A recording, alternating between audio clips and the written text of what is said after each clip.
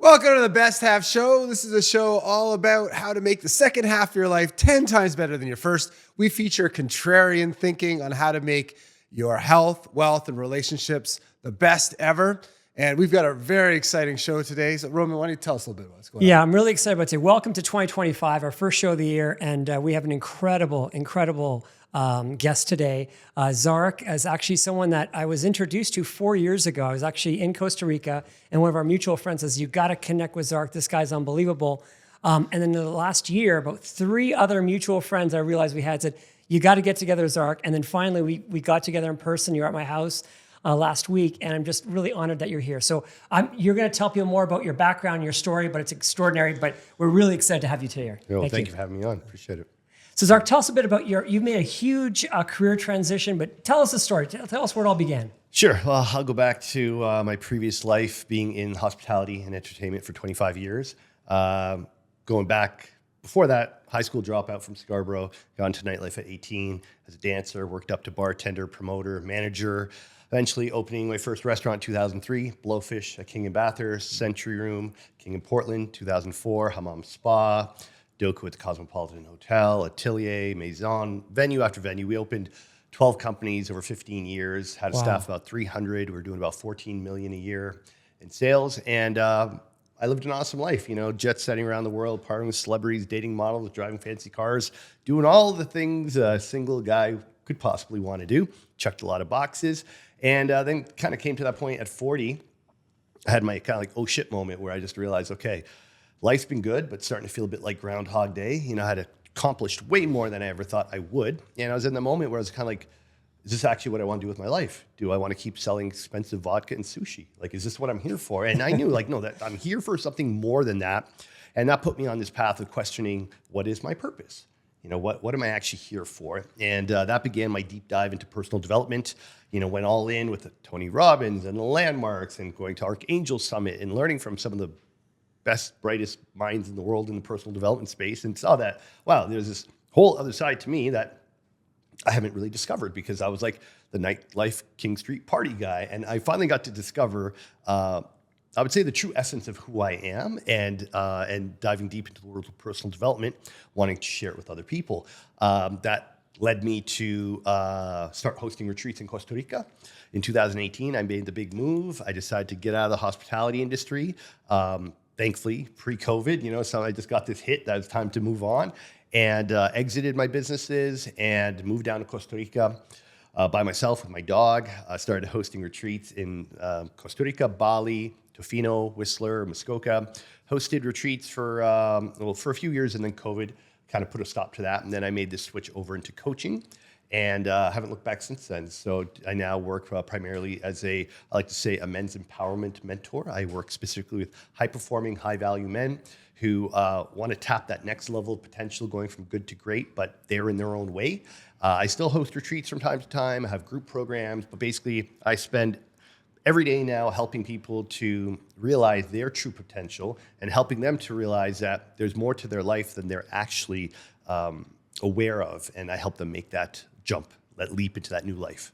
It's a wild story. So that's a lot in a very time incredibly concise. I love it.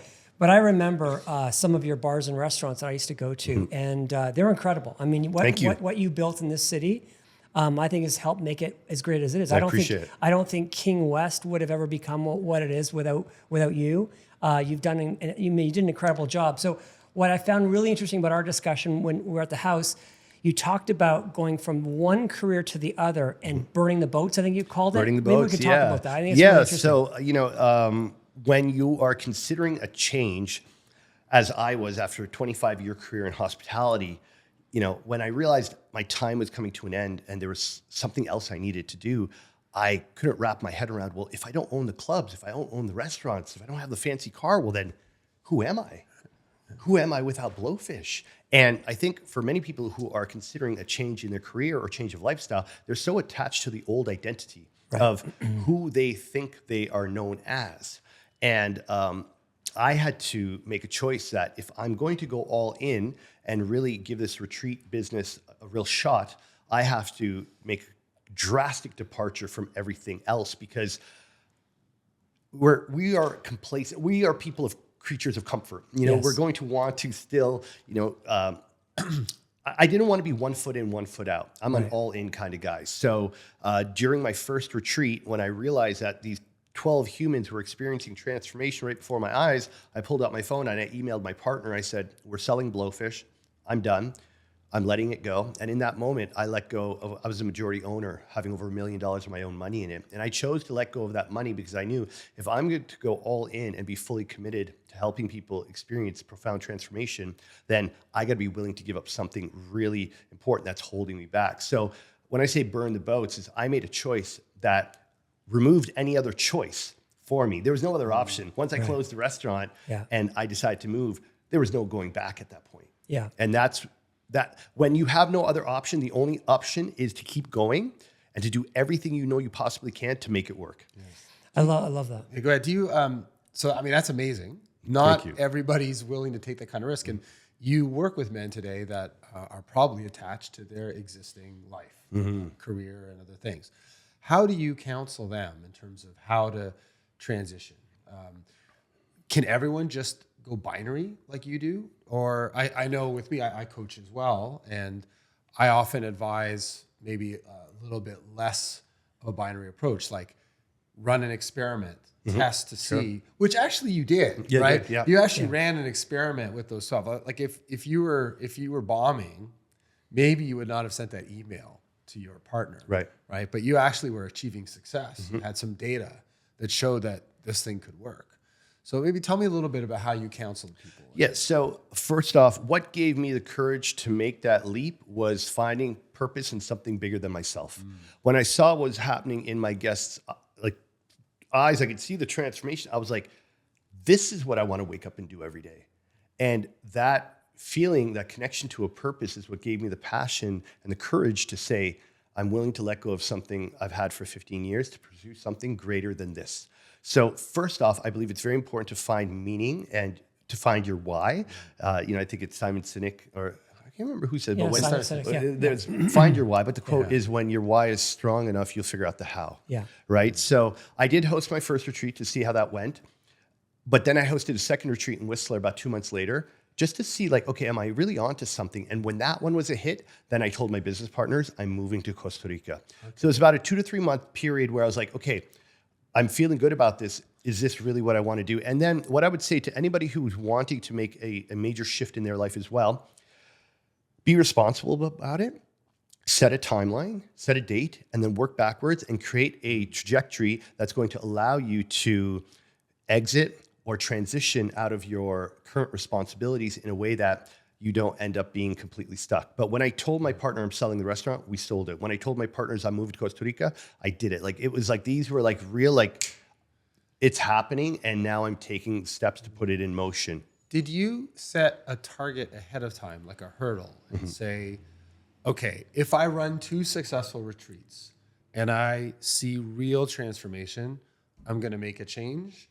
Or was it a little bit more organic? I just trusted my gut. Okay. I trusted my gut and my intuition. You know, it's my inner guidance, my compass has served me so well that I've always just listened to, I would say I follow my joy. I follow my joy and I let that guide me, because I believe that when you're in that state of joy, when you are vibrating in that higher frequency of joy, bliss, gratitude, inspiration, from that place, you can manifest anything you want. And in that moment, yes, there was doubts and fear of like, what if it doesn't work? And what about this? What about that? If it doesn't work, I'll move back to Toronto. No problem. You know, but I knew, like, I believe that when you find your purpose and when you're really committed to something that is beneficial to other people, I just believe that God is supporting you and you have the universe at your back. And I cannot tell you, like, I couldn't have scripted it better. The people that showed up, the opportunities that just arose out of nowhere. It's like the universe, God gave me everything I needed to make the move and to do this work. Yeah. I love that. Yeah. So Mark, I really related to what Zarak said, because when he sent this to the house, you know that we did the 75-day challenge last year, and it was super successful. We felt really amazing. And then I said, you know, Mark, I want to do this like 10X mastermind, take people for a year. And it's been like my project. But the problem I had was I was trying to manage my co-living business and this, and it's like super hard because I'm on the road doing 10X all over. So I'm literally in the process right now of burning the boats, and it's scary as hell. It's like giving something where it's like, oh, that bit I know how to do it really well, and it goes, but I can't multitask. Yeah. I have to go all in. So I'm literally burning the boats right now. So when he said to me at the house the other day, I'm like, yeah, that really resonated. Yeah, it resonates with me too, because options have value. I mean, literally in the finance world, options have value. And if you want to cut off options, you literally are destroying value. But you're doing that in a way to go and get even more value. Yeah. And that's hard. I mean, one of the things that I've noticed is that people who really know what they're doing are good at this because they know what they're doing. Like I remember when I did my seed round for my last company, I couldn't believe it. Probably the best seed fund in the world, just first round capital. And they gave me a term sheet within 2 hours of my meeting with them. It's unheard of. Wow. Normally this takes, I don't know, weeks. Or years sometimes. Yeah. But you know what? Like, hey, Josh Kaufman knows the reason why he's the best in the world is that when he has something that's good, he operates with a lot of speed and willing to cut off options in order to do that. So, the thing is that you knew enough to cut off your options. Now you know enough to cut off your options. You didn't do it right away. Right. Okay. I did my test. I did my market test. I'm like, this is going to work. Yeah. And so I do think it's useful. Like I know when I started my first sort of scaled company out of Bain, and that was kind of, that was scary too. But I did set a thing that says, I will not leave this company until I have a paying customer. Right. And so I did get a paying customer. It turns out, well, they never actually paid me. They signed a contract, whatever, but at least it got me going. Right. At least I had a data point, right? So I do think it's useful. I mean, you want to go with your gut, but I think it is useful to just take a guess. And like, what data would I expect to see if this is actually going somewhere? Yeah. And then when that data comes in, you now are validated. Or if it doesn't come in, instead of making an emotional decision at the time, maybe you can be a little more rational and say, you know what? I did 2 retreats. They both are bombs. Maybe I should continue with the old gig for a while until I figure out the thing. That's not what happened. They were hits. So, yeah. And for me, it was also getting real-time feedback from people who were also going through what I was going through, being in the 40s, questioning like purpose, questioning relationships, having health issues, whatever they were dealing with. I could see that I wasn't alone. Yeah. And me creating these retreats was the answer to what I felt was missing. And so the data I used was basically from, call it the community that I'm friends with, understanding that I'm not the only one who is wanting personal development in a way that doesn't happen in a typical conference room. Mark, Zarak, you said some things before we turned the cameras on, which I thought was really profound. You talked about men until they're 40, talk about that, and how men are a little different than women, how they invest internally versus externally. If we just, basically what you said before, I thought was very powerful. So, and so it might offend some of you guys out there, but I believe that men are idiots till they're 40.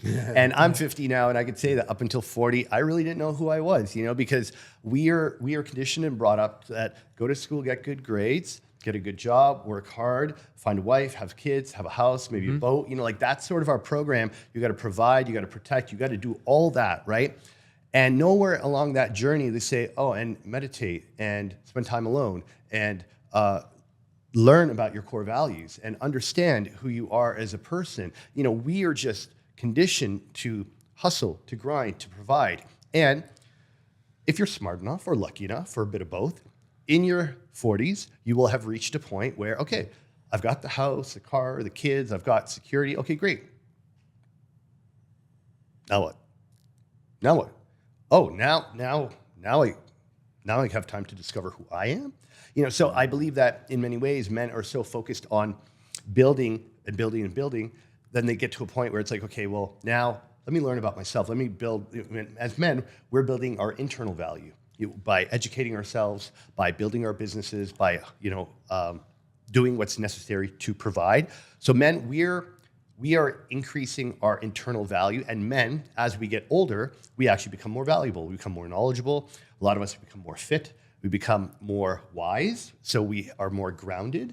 We also, I would say, as we get older, we become more solid, right? So I believe that men are investing into their internal development along the way, especially when they get to that point where they start questioning who they are and what they want for their life, what they really stand for. Whereas women, and again, this is a generalization, I'm not saying all women, but a lot of women, especially what's happening in today's culture, is their value is based on their superficial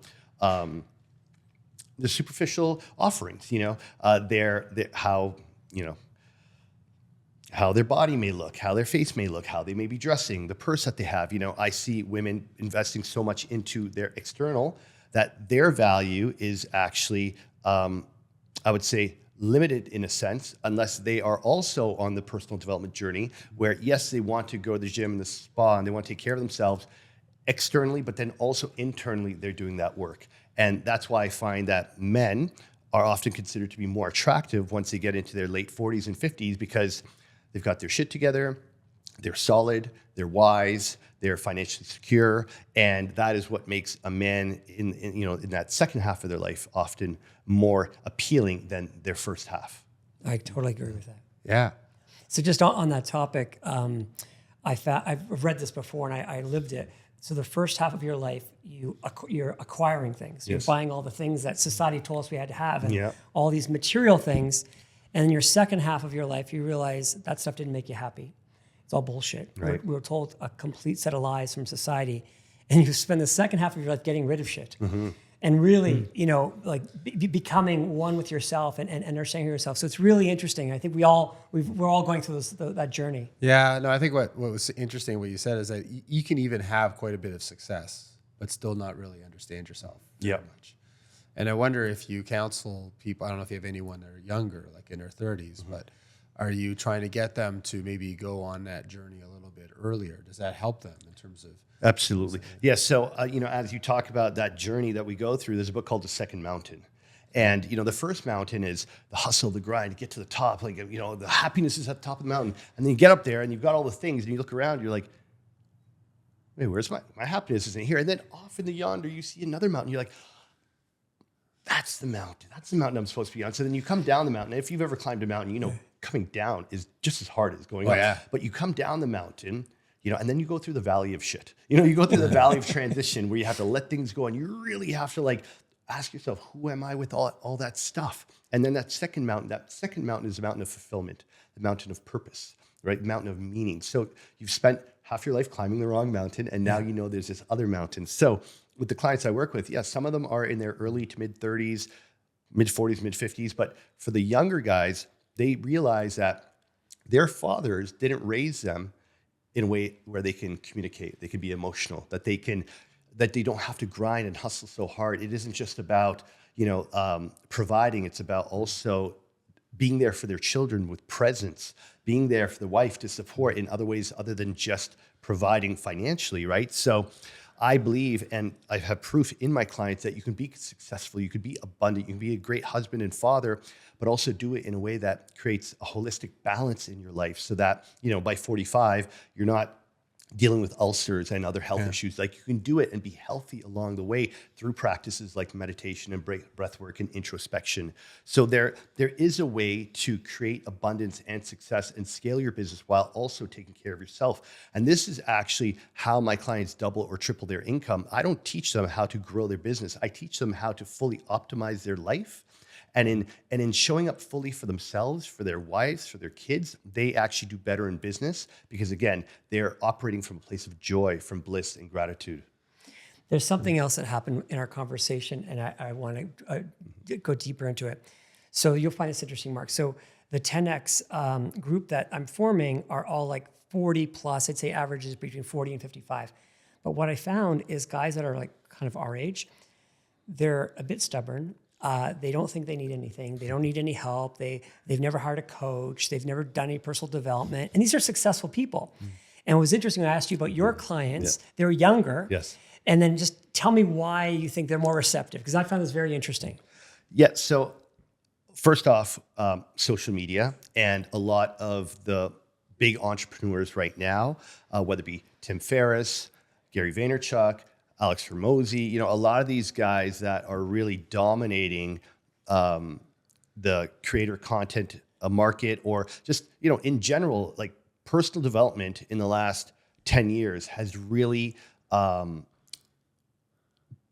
been widely accepted. Before, there was a stigma. If you had a coach or you were seeing a therapist, there was something wrong with you. But this generation of guys who are kind of in their 30s, I would say even early 40s, they are more open to understanding that if you really want to be the best, you need to have one or two coaches. They understand that having a coach is actually the competitive advantage that you're going to have, because you can only go so far on your own. So I believe that older demographic of 50 plus, they still have that old school mentality of grind and hustle. They don't need anybody to tell them what to do. Right. And if it ain't broke, don't fix it. But they don't realize that what's driving them is actually a deep-rooted pain from the past that they've never resolved, right? And because they grew up with fathers from the old country who would smack them if they cried, or scolded them if they ever complained about anything, they've shut down their emotions. They don't know how to actually open up and express themselves. So the idea of them talking to some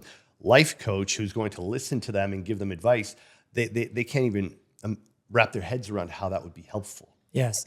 Mark, you're a coach. So how do you find, so what Zarak is saying is this younger generation, they're way more receptive to coaching and personal development. Have you found that with your clients? 'Cause I know you've got younger and older clients. How have you found that? I found that too. Yeah, no, most of my clients actually have had a coach already. And then the reason why they hire me is that I built a business before, right? Like you. So the irony is that if we're doing our job well, we're actually not using our previous business experience that much, right? Yeah. Our job is not to tell people what to do. Our job is to help them clear the fog that they're in, the furball that they're in, clear that away so that they can see clearly what it is that they should do and make good decisions. Absolutely. Which is, I think ironic, but I think a lot of people say, well, I could sure use somebody who knows my business, right? So my clients typically are in the software business, which is where I made my money. But yeah, no, I think younger people are more likely to have not just they have a coach, they have a therapist, they may have maybe multiple coaches, they've got like a personal trainer. Yes. They may even have a meditation coach, so there's some people who just really like being coached. Yeah. And what I found on business coaching, and because that's, our business was never coaching, it was working with companies and, increasing the revenue. But what I found was what they were missing was the business owner was stuck somewhere. And if I could help that business owner break through, that's what's holding the business back. So tell us how you found that with your clients and kind of how do you do that? What do you tell these, let's say you're a business owner, what do you tell business owners to break through that where they're stuck? Yeah, so it's not necessarily what you tell them, it's the questions you ask them to help them see the answer for themselves. Because if I tell it to them, it is information. If they discover the answer for themselves, it's knowledge. Absolutely. Right? And it's when they discover the answer for themselves, there's a shift in their perspective that they're like, I never thought of it that way. And in that moment, a whole world of opportunity opens up. So a good coach will listen for what's missing. We'll listen for what's missing and ask the questions that will help the client discover what they can't possibly see right now. Because their vision's like this. Yeah. You ask the right question, it goes like this. And all of a sudden they're like, holy shit, there's all these other options. There's all these other things I can do. But again, when you're in the business, what they say, you can't see the trees from the forest. When you're in it and surrounded, you don't see beyond your own limited worldview. An outside perspective from a coach can see what you don't see, ask the questions to help you to expand your perspective. And in that, there's infinite possibility. So can I ask you just a tactical, and as an example, the number one issue I'm finding with the men that we have in our group, like it's almost like 80%, they're sleep deprived. Okay. So I already know in the first conversation, they're sleep deprived. They need to go to bed earlier. They need to get off their devices. Yes. There's a whole bunch of things they're doing. Yeah. So what questions do I ask them for them to discover, oh my God, I'm sleep deprived, I better get that straight. Like how would you handle that? Yeah, so there's something called sleep hygiene, right? And sleep hygiene is essentially developing a healthy sleep protocol to make sure that you are preparing yourself for a good night's rest, to prepare yourself, set yourself up for the morning. And a lot of that has to do with just, again, educating them on what the different brainwave states are. So often, high-performing men, successful men, they want to understand data. They want to understand the science behind things, right? So when I explain to them that there are multiple brainwave states, alpha, beta, delta, theta, omega, and if they're not tapping into theta before delta, then they're trying to go from an active mind, problem solving, reading, maybe sending proposals, to going right to bed. And that doesn't work. So when I explain to them that you need to have a wind down routine, you need to get off your devices, maybe do a meditation, maybe play some chill jazz if you like, bring the lights down, allow your brain to start releasing the serotonin so that you can start to ease into sleep. So when you're in theta and you drop into delta and you'll sleep deeper and you'll have a better quality of sleep. But this sounds like information to me, though. I didn't hear a single question in there. So, like, how would you, like, are people just not aware of this, or do people not think that sleep is a primary issue? Because you're saying they already know that sleep's an issue. Do they think it's not as big of an issue as it actually is? Is that the problem? Well, I'll use myself as an example. So I've worked really hard at sleep, and I've got this fancy bed I was telling you about, I got. And the accuracy is incredible on this bed. And here's what I learned. Even though I'm literally going to bed at 9:30, like I'm doing all the hygiene, not eating 3 hours before, doing all that. But here's what I discovered because of the tracking this bed. The nights where I'm going to bed and my brain is thinking about all these things, and I didn't like write it down. I didn't like let it go. It's messed up my sleep, even though I did everything, all the mechanical things were done. Check, check, check, check. But because I didn't release all those things around my brain, that messed me up. So what I realized was you got to empty your brain before you go to bed. Yeah. So, but again, I guess what you're asking is what questions do we ask people to get so they get those breakthroughs? Yeah. So, like, you could ask. Yeah. So, like, do you think that sleep may be a bigger issue than where you're prioritizing it? Because you're not really prioritizing it very much. They're prioritizing all these other things. Right. Do you think it may be time for a change in your priority or not? You know, and that might get someone to think. I don't know. Sure. Because I mean, that is de facto what we've done. Like, we've all said, yeah, we need sleep, blah, blah, blah, blah, blah, we need sleep. But what are you doing about it? Right? Are you actually getting a better quality bed? Are you willing to tell your girlfriend, you're not going to sleep in my bed tonight because I want to sleep? Right. That's hard. Or Mark, I discovered my dogs, my sleep quality, because it's measured now.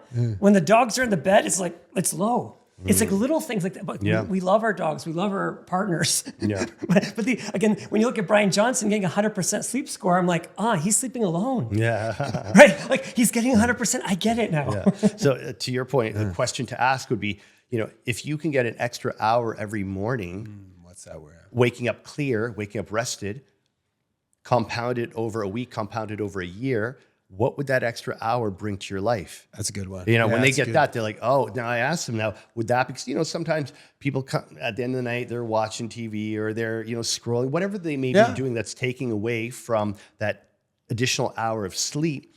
When they realize, like, okay, whatever they're doing at the end of the night that's kind of wasting that time is costing them this potential outcome, they realize, oh, there's no way I'm going to give that up for this, right? No, that's great. Yeah, and you're absolutely right. When people realize things on their own, it's completely different than when you tell them. So that's a great one for someone to say, it's okay. The doom scrolling you're doing, it's fine. 4 hours a day. But but what's that actually costing you? Yeah. Do you think if you did this, like, what would that be worth to you? What could you do with that? Wait, what's interesting, I just saw some stats about, so every year, if you add up the doom scrolling the average person's doing, okay, it's 2.5 months. Wow. So imagine if I could give you 2.5 months back, right? It's like, holy smokes. It's like you sent me a clip the other day. I had to download, my New Year's thing. I got rid of my social media. I'm like, oh shit, Mark's making me get Instagram just so I could watch the clip. I had to delete it again.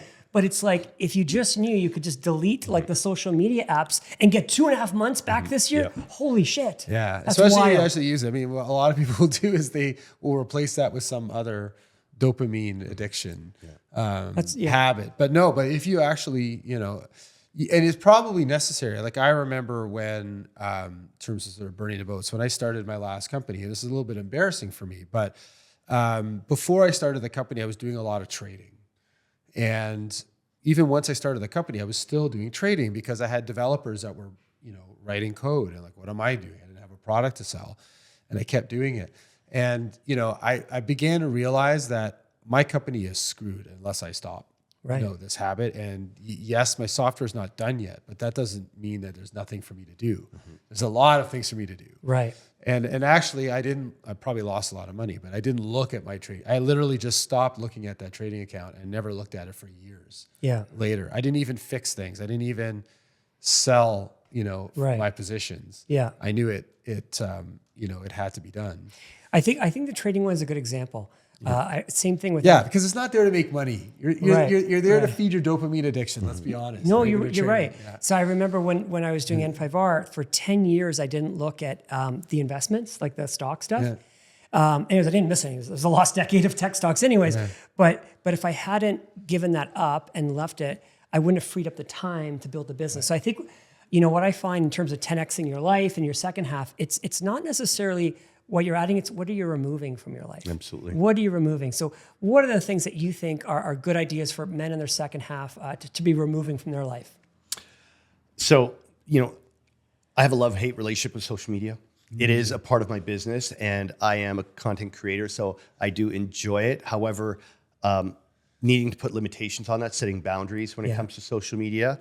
I also feel that, spending time with people who aren't aligned with your vibration, they say you're the average of the 5 people you hang out, spend the most time with. So I think it's really important to do an audit of who you're spending time with. Yes. And again, sometimes it's hard to make choices. It is hard. To let go of certain people. But if you are truly focused on elevating your life, you need to make sure you're spending time around people that are aligned with that. Because often as we get older, sometimes we have friends and we think like, oh, I've known them for 30 years. I can't ditch them, whatever. Yeah. And there's always the invitation to invite them to grow with you. And if they don't accept that, then you need to do what's best for your own personal development, right? I also feel that, things to remove would be, just anything that doesn't really align with your core values. I often find that most people, even at the age of 50, they don't know what their core values are. Right. And if you're not choosing an alignment with your core values, then you're just kind of floating through life. It's like driving streets with no street signs. You're just kind of in motion, but are you actually going in the direction of where you aspire to be for the life that you want to create? So I think, removing distractions, really connecting to that bigger why, that vision that you have for your life, and just allowing your values to guide you towards that is really how I've been able to transform my life and help other clients to do the same. How do you come up with purpose and core values? Like I know how to do that for a business, and that is a lot what I do with my clients is help them figure that out with a process for that. How do you do it for someone's personal life in a way that's not like stereotyped and insipid and where everyone kind of has the same sort of thing? Sure. So I have a process. Well, I'll guide my clients through 3 guided visualizations. Okay. One is a moment in time in their life where they felt absolute love and connection. The second will be a moment in their life where they felt very proud. They had accomplished something that really was like a moment they'll never forget. And the other is a peak experience of any kind. So the guided visualization has them go back to that moment, really see where were they, who were they with, what made it so special, and they journal about that. So they'll break down each experience, write down as much as they can, and then I present them with a list of values to read through and ask them which of these values are present in these experiences. And they'll be like, good. Oh yeah, family for sure. Oh yeah, adventure, definitely. Okay, yeah, financial stability, and they start to see the values that made those experiences so significant for them. And then it's a process of really tuning in once you shorten the list to how many values actually resonate and can I pick the top 5. And the reason I say top 5 is to get really clear on the ones that are actually most important, because some people could pick 10 or 15, but when you get down to the top 5 and then you ask yourself, does my life currently align with these values? And the life that I want to create, how does it represent these values? And what can I do on a daily basis to honor these values to my full capability? I like it. Yeah. That's a great process. I like the list of values that people pick. That's actually something I've not done. And because I think that it'd be faster for them to make that connection. And how about the core purpose? Core purpose. So, for me, I believe that people are ready to think about purpose when they have already achieved their own sense of security and stability in their life. Like Maslow's hierarchy of needs, you have to get to a point where you're not worrying about paying for your rent or mortgage, to when you can start thinking about giving back. Now, you don't have to be a multimillionaire to be giving back, but you do need the time and the capacity to be able to do so. And giving back can come in many ways, of course, right? So I always ask people, well, looking at all that's going on the planet these days, what are any of these global issues or local community issues that are happening that you wish someone would do something about? And, to quote Gandhi, can you be the change that you wish to see in the world, right? So for me, I have had friends that have taken their own lives, friends that dealt with addiction, depression, medication, all that because of their mental health. And I realized a lot of these men were suffering in that way because they felt lonely. They felt like they didn't have anyone to talk to. They didn't have the tools to be able to express themselves. So for me, I knew that what I've learned can be purposeful and valuable to these men and women. So that I naturally felt drawn to. And for some people, it might be saving the animals. It might be cleaning up the ocean. It might be, preventing forest fires or whatever it may be. I believe that find something that resonates with you, that you feel connected to, and then volunteer, give it a try, do some research, see what that's like. Yeah. And because fortunately, over the years, I've been a part of a charity group where we've built schools in India, Kenya, Nicaragua, Guatemala, and Haiti. And these were mission trips where we went, we raised $250,000. We built schools in different parts of the world. And I got to tell you, the fulfillment, the joy, the meaning that I felt knowing that even though these 20 African women in Kenya, I'll never see them again, but just knowing that they're going to have a chance to leave this village because they're getting educated in a school that we helped build. Wow. Yeah. Like that's legacy. I think as men, we all want to leave this world feeling like we did something, that our life mattered. And legacy and contribution can come in many forms. But when you get a taste of what that feels like, it's like, there's nothing better than that. Right. Mark, I think we felt that when we did the 75-day challenge and we started seeing some of the results that men were getting and how it made us feel. And I had an example last night happen. So I have a neighbor. He's actually an old friend, and I love him. I think met him at one of the parties. He's extraordinarily successful, like a brilliant, super successful guy. But like most men our age, overweight and maybe has some bad habits. So I've been like, I don't want to say pressuring him, but maybe I've been pressuring him like, hey, you got to join this and you got to do this. And he's been like resisting because he's really smart and successful. He's like, I don't need this. But then yesterday what he did was really cool. He's like, hey, Roman, I want to show you pictures of my new home gym. I'm like, holy shit, like dream home gym. I'm like, I'm in. I'm going to show up at your house every day at 7 in the morning. Like I'm with you. So even sometimes when you're on purpose, and even if people you're trying to help them and they're resistant to it, like he was very resistant. Like I can't explain how resistant, but resistant. But we can still impact people when they're ready to be open-minded. It was a pretty cool feeling for me. So I don't know if you've had experiences like that. Yes. So when I got into the world of personal development, I pissed off a lot of people. Yeah. Because I wanted everybody to do Landmark. As you become more conscious and self-aware, you start to realize how unconscious other people are around you, especially your family. So, you're like beating them over the head. You need this, you need that. And the people are like, screw you, I don't need anything. Yes. And what I've discovered is one, when you become the proof, you become the example of what transformation looks like, people around you will want to choose after themselves. Yeah. Now, I use the word choose because choice is key. Because as you know, personal development, it gets harder before it gets easier. Yeah. You got to be at a point where the discomfort of where you are is greater than the fear of stepping into the unknown. Because if you're too afraid of stepping into something you don't know and you're willing to sit in that familiar feeling of where you're at, you're never going to make that step. So what I've learned is be the proof, be the example, share what you're learning to inspire others and make yourself available without forcing on them. And then what I would say with your friend, rather than telling him he needed to, you could have asked him questions that would have him see the potential for himself. So you could say, hey, Joe, when would you say like you were in the best shape of your life? Like, oh, when I was in college, I was doing this. What did that feel like when you were like in that? Oh man, I was okay. Yeah. And like, what was going on? You're like, having him connect to what it once felt like to be in the best shape of his life and ask him like, could you imagine what you'd be able to do in your life if you felt like that right now? What do you think you'd be able to create? And helping him see the possibility of what his life could look like when he got back into that physical condition would be the motivator for him. Right. Yeah, I think that's great advice. And even for our audience, I think coaching is a critical core skill for life. Like that's one of the things that surprised me when I got into coaching is just how much better all my relationships, had become. Because before I probably did lecture too much. I probably did go and say, you need to do X, right? And it just doesn't work. It just goes in one ear and out the other. Yeah.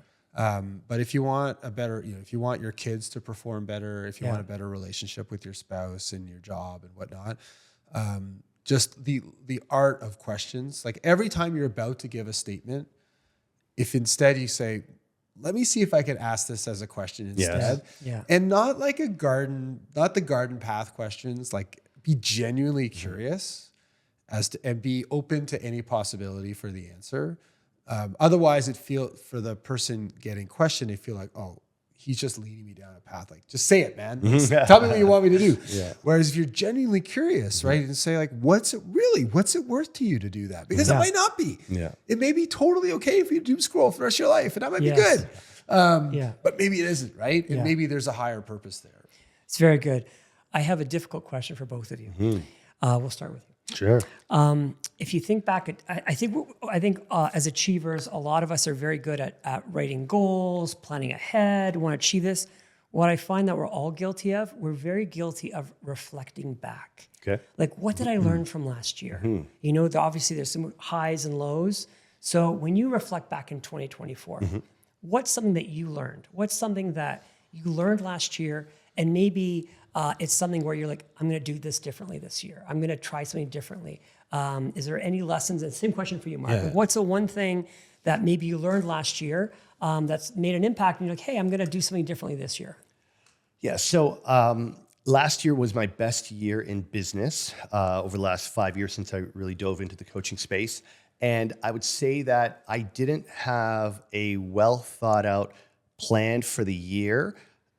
So I did a lot of things, but I would say I didn't do them in the right kind of chronological step, let's say. That's because I was kind of figuring it out as I went along. Right.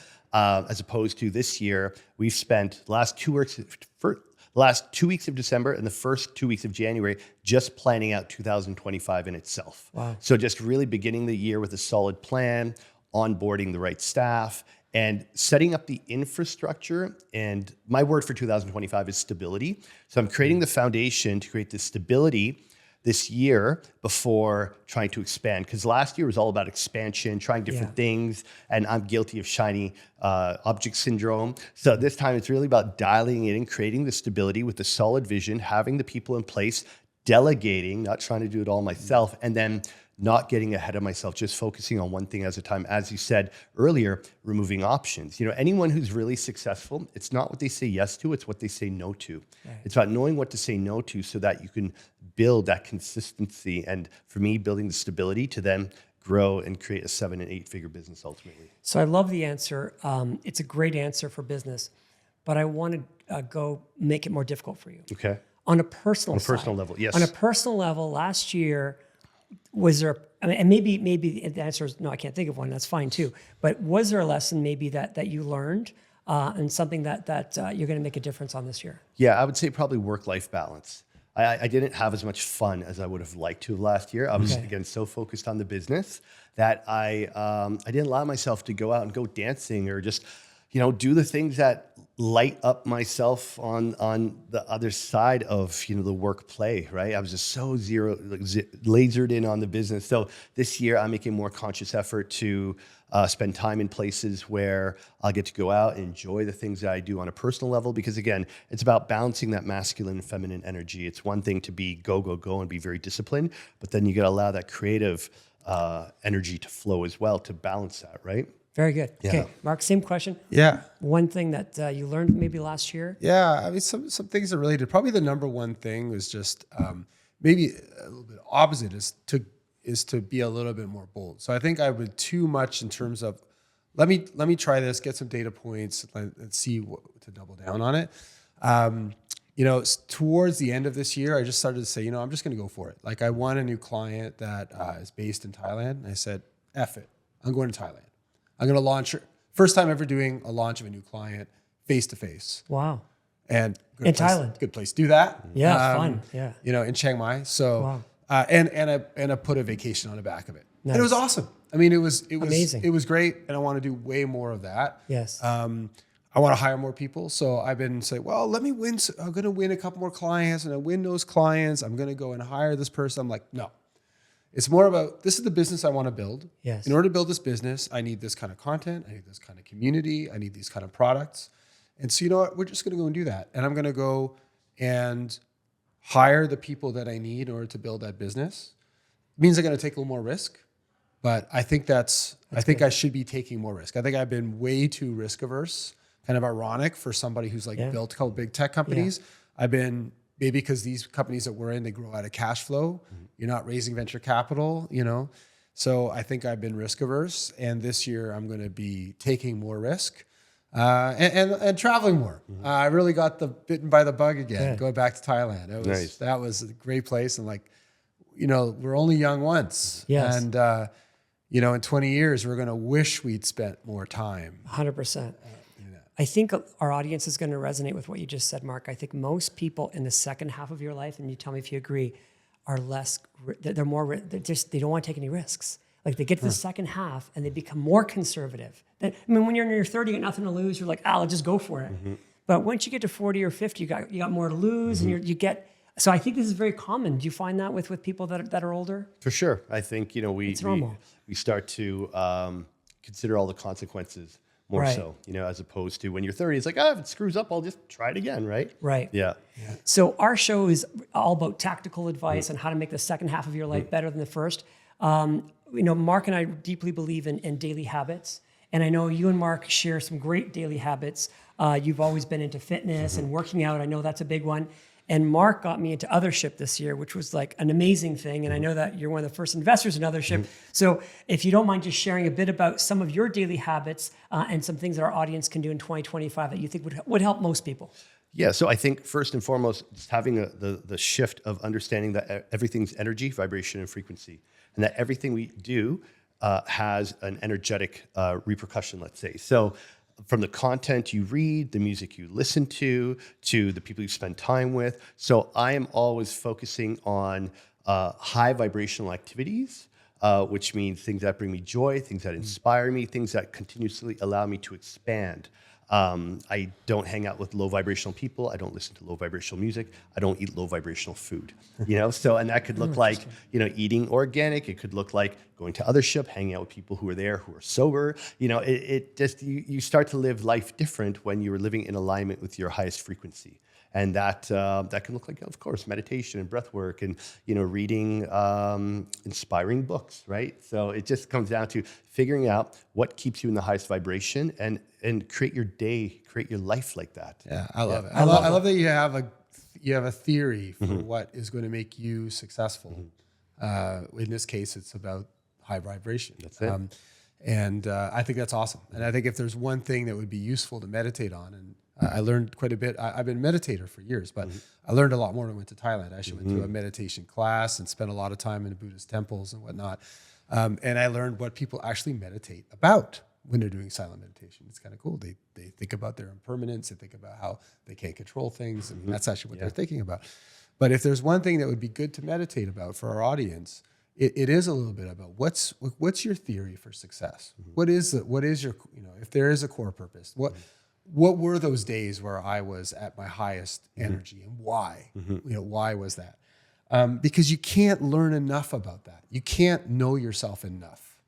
I mean, the only useful advice I got from my entrepreneur dad was you can't know yourself enough. Yes. And so if there's one thing, at least for me, that I've taken away today was spend more time to know yourself, have this sort of theory of victory, which you've done such a great job of. Thank you. And I think it's allowed you to burn the boats, right? It's allowed you to so aggressively go into the new area because you did some of that internal work. Yeah, and I will say that I learned more from my failures and learned more from all that didn't work because it showed what was in my shadows and what caused me to make those choices. And I think the failures are necessary lessons, and that's why I don't like to call them failures. I call them the necessary life lessons we need to learn, to grow, and to evolve. Yeah. In wrapping up, I would just say that one of the things that you've told me and things I've learned from Mark, it's who you spend time with, who you hang around.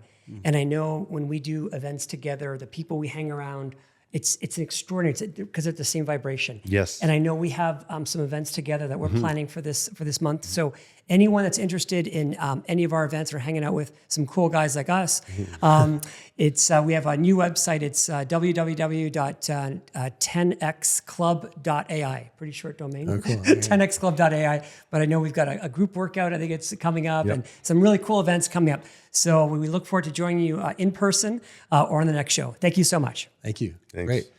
Thanks. That was awesome. Thank you. Really Yeah. good. Thank you. I know you got to run, right? I'd love to get your contact information. Absolutely, yeah. I'm just late for a client call right now. Yeah, there's also Dr. It's 2:02. This is 2 minutes fast, so don't worry. You're Okay. only 2 minutes